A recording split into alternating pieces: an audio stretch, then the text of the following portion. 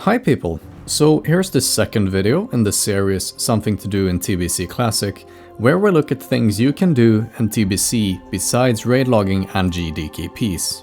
Now I'm planning on making a lot of these, and even if the current topic doesn't interest you, there will probably be something that will interest you in the future. So maybe a little subscribe. Anyhow, in this video we're going to look at daily quests. There are actually quite a lot of reasons to do dailies, some of which you might not even have thought about. It's an easy source of income, the reputations can have interesting rewards such as mounts or other valuable items. Come Wrath of the Lich King, you will get achievements for having these reputations at Exalted, and no, I don't know anything about when Wrath of the Lich King is coming, at least at the moment. Also, and maybe most importantly, it is actually really relaxing to do dailies. At least most of them. Every day when you log on, you can do the little daily route and grab some gold, maybe a rare item or two, a receipt maybe, and grind the reputations towards Exalted. It won't be making you tens of thousands of gold, but it is a lot more enjoyable than gold farms. And it really doesn't matter how much gold you make per hour doing a certain farm, if the farm is so boring you can never be bothered to actually do it. Also, just a heads up, almost all daily quests will require you to have flying. Also, if you don't pop haste potions or destro potions like they're candy while you're raiding, then the income from daily quests will easily cover up your expenses in the Burning Crusade, so it's kinda nice not having to worry about gold. Anyway, there are actually quite a lot of dailies in the game already. As of currently in Phase 4, there's a total of about 19 of them. And come Phase 5 with the Isle of Quel'Dalas, there's like 8 more dailies being added. However, some of the current dailies are locked behind reputations, and most of them require you to do shorter quest chains to unlock these specific factions. The Ogrila in the Blades Edge Mountains and the Netherwings in Shadow Moon Valley will both require attunements. Now if I went through how to do those attunements here in this video, it would be rather long, so I won't. I will, however, have links to the written guides about how to do the attunements in the description below. The easiest way to attune to Ogrila is to ask guildies for help. It's not hard, but at one point you will need 5 people, which might be hard during some hours of the day.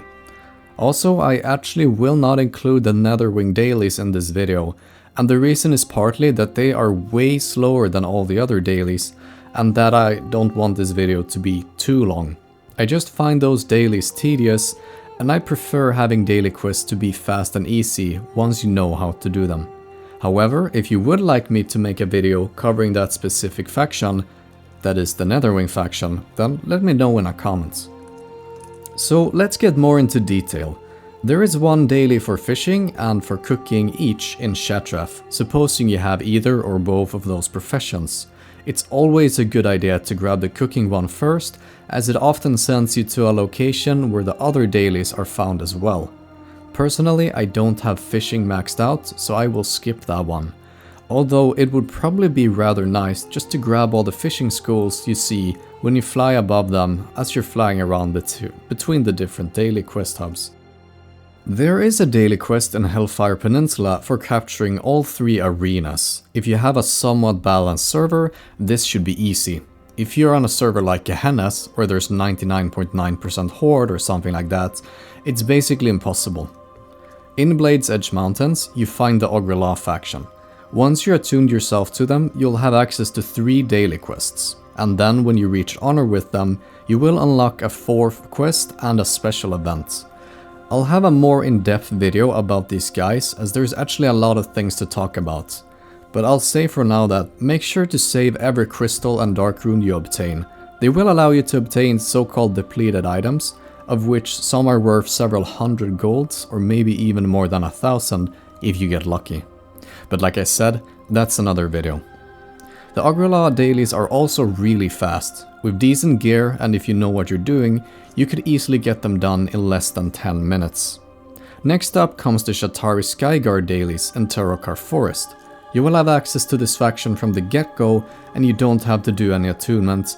However, there is a very short quest chain that unlocks a second daily for them. On top of that, you can turn in 6 Shadow Dusts for another quest for more gold and more reputation, although that one is technically not a daily. Now these guys also have a lot of things to them that won't be covered in this video, but maybe there will be a video about them more in details in the future. At Exalted with the Shataari Skyguard, you can purchase their mount, which looks like a flying plate or something. These dailies are also extremely fast, and if you get lucky, you could be done with both in like a few minutes. And like I said, the shadow dusts, save them, you can turn them in. There is a quest also to capture the spirit towers around Auchindoun, which you can do, and that will reward you 900 honor and a bit of gold.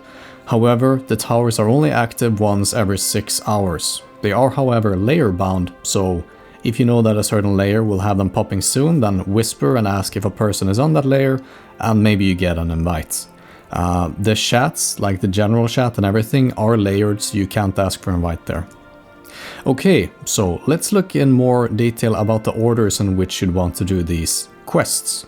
So basically the cooking quest will determine what order you do the dailies. You grab it first, as you'll probably start off in Shatra, you should at least, and then go Ogrila. Afterwards, Hearthstone back to Shatrath, and then do the Shataari Skyguard quests. You should do the cooking the cooking daily whenever it is fitting. If it's in Nagrand, you should do it straight after you pick it up, before you go Ogrila.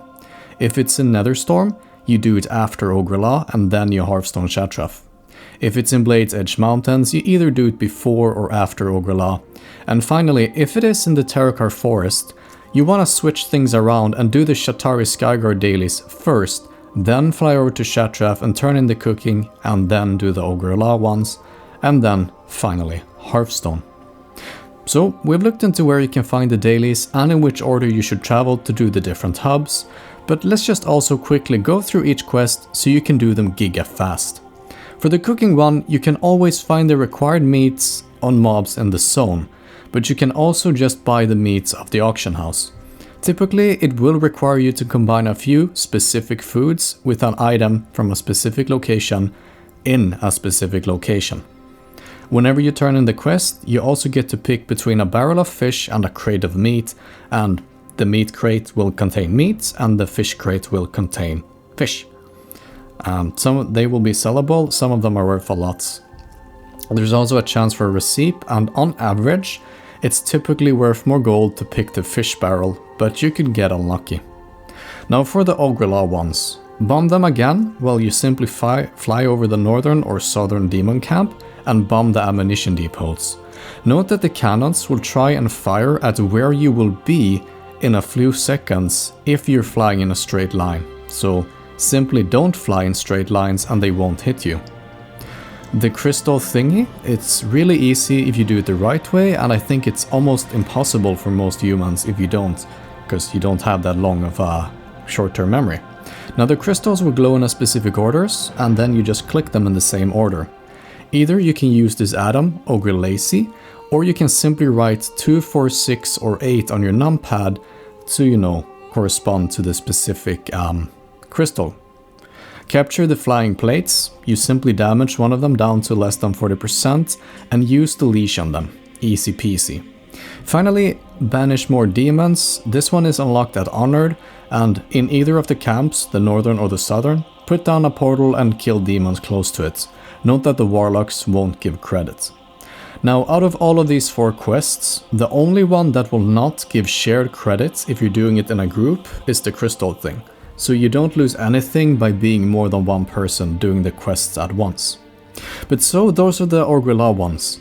Unless the cooking one is also here in Blade's Edge Mountains or in Netherstorm, you should Hearthstone Shatrath at this point and go for the Skyguard ones. Now here you have Bomb the Eggs, which is the only one you have to pick up, and you simply fly around and throw bombs on their eggs, and while you're doing this you should look for the Escort Quest NPC. This specific quest is really fast, and what usually takes time is finding the NPC for the next quest. So for this Escort Quest, you just have to find the dude in his cage, and there are 3 possible locations, and as soon as you find him, do it. And both of these quests, Bomb the Eggs and Escort, can also be done in a group. The eggs are plentiful, this dude, there's only one of him, and he's typically what takes times. But there are only 3 possible locations, and if you have the add-on questy, then they should all be marked on your map. And once you're done with these, simply turn them in. Also, if the Auchindoun towers are about to become active, you should always prioritize them, because otherwise you have to wait 6 hours. And once you're done with all these quests, you should have racked up a total of about 80 raw gold, maybe 70 Apexis shards, 1550 reputation with Ogrila, and 1250 reputation with the Shataari Skyguard. If you manage to do the tower daily in Auchindoun, you'll add another 900 honor and 12 gold on top of that. Once you know the routes and the quests pretty well, and you got decent gear, you should be able to do all this in 30 minutes or less. And if you have alt, you can redo it for even more gold and reputation and all of that. I personally did all of these in 28 minutes even, reaching more than 200 gold per hour. It's nothing great, but it's definitely not bad, and it was way more fun than most gold farms. So, all things considered, I think it's one of the more enjoyable things to do in the game. It's definitely one of the more relaxing ones. And so, for this video of something to do in TBC Classic, we've gone over the easy dailies. If you haven't unlocked Ogrila, make sure to check the link below and try and ask guildies for help. That's probably the easiest way, but also check trade channel looking for group and whatnot. And anyway, this was all for now. Make sure to like and subscribe. I hope you'll find this daily route of dailies relaxing and enjoyable. I sure do so myself. I'll be back soon with another video, and until then, see ya!